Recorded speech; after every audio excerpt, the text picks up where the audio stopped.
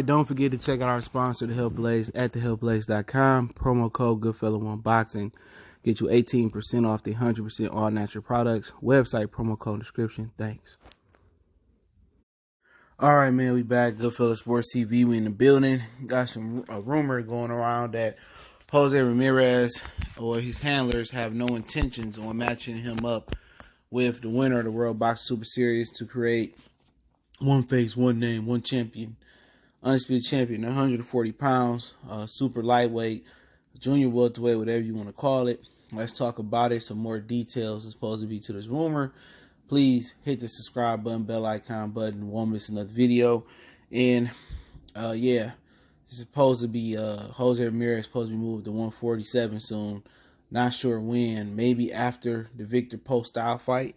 I know he had a hand injury that pushed some things back. So I think he will fight Victor Post-style, and then he gonna skirt, get up out of there. He may not even fight Victor Post-style. He might just skirt, get him out of there and go to 147. I guess they're prepping him to have a showdown with Terrence Crawford. So, you know, and playing least on top, ranking Bob Arum's out of the street is to not do it. Now, what they want to do is get the belts, or I guess one of the belts, or her belts, in Jose Cepeda's hands. All right, they want Cepeda to get a belt. I think Cepeda just lost before he beat Jose Pedraza. So they was trying to get Pedraza or Cepeda to be the WBO champion when Ramirez leave. I don't know what they're gonna do about the WBC, but Regis Prograis and Josh Taylor are both the mandatories for the WBC. So had Jose Ramirez just elected to drop the titles and move up now, they could fight for a vacant WBC belt, and then if they can get the belt in Jose Cepeda hands, then Prograis and Taylor could just fight Cepeda for Undisputed. But it's probably not going to be that easy, you know. And I believe the rumor to be true. Obviously, it's coming from a good source. But just how Jose Ramirez moved and how Bob Arum been moving through this whole situation. Now, if you didn't know, Prograis was supposed to fight Ndongo, and Ramirez fought Amir Khan, and they was both supposed to fight their opponents, and then it ended up being, it was first with Victor Post-style, then being Ndongo for Regis. They were supposed to both fight their opponents, but they're supposed to fight the winner. The winner is supposed to fight each other for the full WBC title, but Don King and Bob Arum pulled a white and black magic mix, and they got Amir Khan and Jose Ramirez for the full title. You know what I'm saying? So make a Regis Prograis the interim, and then eventually Josh Taylor became like the Diamond champion. That's the second interim, WBC titleist. So, you know, after that, Regis Prograis was trying to get his title shot. He pulled up to Ramirez and Amon, and Bob Arum acted like he didn't know who he was. And then, long story short, they were supposed to do a purse bid, and then they made an exchange. I'm pretty sure Bob Arum gave Lou DiBella or Regis Prograis some cash, and they gave him a fight date at home in New Orleans on ESPN in exchange for Jose Ramirez not to fight.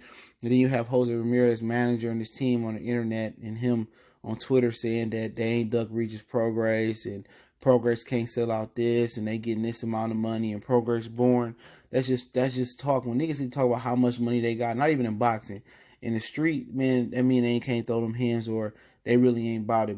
Oh, I got this chain, I got this on, I got this many fans. That don't mean nothing, nigga. Square up. And Jose Ramirez's team never wanted him to fight Regis Prograis to begin with. And maybe one of the reasons is because they didn't want to mess up a Terrence Crawford showdown. They need all the opponents for Terrence Crawford, or whatever the situation may be. So they've been ducking Regis Prograis for a long time. Going back to last year, you know, they gave him a fight date on ESPN at home. They probably gave Lou DiBella and him some cash.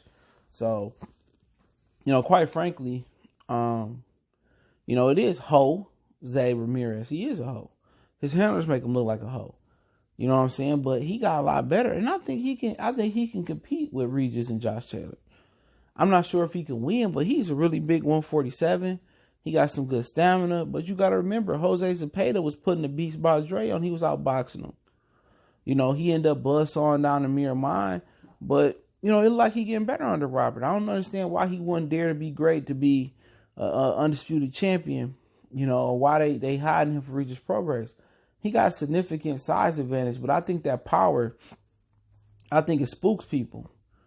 You know, and Josh Taylor's a really good fighter. And had the World Box Super Series didn't go on and Regis pulled out, Ramirez talking about he wanted to fight Josh Taylor. But I just don't understand, you know, why every time, we get Undisputed or we want to get a good fight, Bob Arum got to fuck it up. Or some people blame Bob Arum for fucking it up. You know what I'm saying? The whole Crawford and Errol Spence thing, some people blame Bob Arum for it not happening. If it wasn't for Bob Arum, and if Crawford was on that side of the street, the whole thing. But in this situation, he do be stopping fights, though. I won't say for sure in that situation he's stopping the fights, but he stopped getting Boa and Juan Lopez from happening. And he got a nice little history for that, man. But, at the end of the day, Ramirez ain't gonna get no respect from me. Real talk. I don't care if he go in there and he compete with Terrence Crawford, he move up, he do well, he get a belt or whatever. He don't get no respect from me just because his whole shit he move. At the end of the day, he should speak up as a man and say, I want to fight the winner, Bob, make it happen. But you know what? He gonna hide behind his team. He gonna probably fight Victor Postol in Fresno. He gonna have a few tune-ups at 147 in Fresno, and they gonna prep him to fight Terrence Crawford. That's all. Maybe it might be a year, it might be 2 years from now. But, it is what it is. He ain't going to really get in the ring with Errol Spence, Sean Porter, none of them guys. Them guys will be gone. But Terrence Crawford still be lingering around there. And that's what they going to do. But for me, I just don't get it. I don't get it, man. Like, dude, you that spooked to Regis Prograis? Like, I think Ramirez is the bigger, stronger guy. Obviously, Prograis seemed to be the more explosive and hard-hitting guy. But, man, you was an Olympian. He wasn't. And Josh Taylor, man, that'd be a good fight. He can pop with both hands. He can box a little bit. But I guess they look at it as if Jose Cepeda can outbox Jose Ramirez, so can Regis Prograis. And they ain't trying to build no stars that they don't own. That's the thing about Bob Arum for years that people got to understand. Bob Arum don't be wanting to make no fights outside of his house. Only reason he making fights with Eddie Hearn and in the zone, and he willing to make fights with Golden Boy, Sergey Kovalev, and Canelo is because he desperate. That's all. The only reason they working together. They working together trying to, keep up with Al Heyman and defeat Al Heyman. When Al Heyman was willing to work with these dudes, when Al Heyman was willing to break bread with these dudes and did, a lot of them niggas stabbed him in the back or tried to sue him. The WBO, Oscar De La Hoya, Golden Boy. Eddie Hearn stopped him in the back. Bob Arum did the same. So, at the end of the day, Bob Arum ain't big. Al Heyman ain't begging to work with nobody. And I got this. Sometimes you got to just get the fan shit about you. Sometimes I got to remind myself that they did Al Heyman dirty. But at the end of the day, I'm a boxing fan. I pay for the best to fight the best. You smell me? And at the end of the day, I have to separate being a fan and just being the realist sometimes. And the realist is that, what if a nigga played me like Bob and Eddie and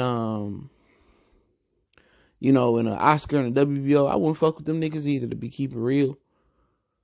You know what I'm saying? And at the same time, I just don't understand. Like Jose Ramirez team, they try to act like they tough, and they try to act like they some gangsters on the internet. But you behind the scenes, you running from people. Behind the scenes, you scared to fight Regis Prograis. You don't want to fight Josh Taylor. And now they begging, they banking on Jose Cepeda to pick up the broken chips. If he gonna vacate, real talk, if this video get back to him, if you gonna vacate, just go ahead and vacate now. Ain't no point in defending your belts one more time at 140 if you ain't gonna be undisputed. Just go ahead and vacate. So Regis and Jose can fight for the vacant WBC title when they fight October 26th. Cepeda can pick up the WBO, and if they choose to fight Cepeda for Undisputed, they can do it. If not, I will understand they can move up.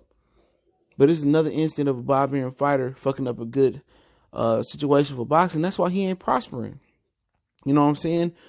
Top rankers over there decaying like somebody poisoned a tree, nice and slow. That's why he'll never prosper. But hey, it's Goodfellas Sports TV. Don't forget we on Facebook, Instagram, Twitter. Reach out to the email if you got business questions, inquiry, sponsorship, and video requests. Keep sharing the videos, man. Don't forget to Check us out. Check out our sponsor, The Health Blaze, at thehealthblaze.com. Promo code Goodfellow Unboxing get you 18% off the 100% all natural products. Check them out. Lotion soaps, foot soaps, bath bombs, deodorant, toothpaste, hair pomade, much more. One time for the one time we gone.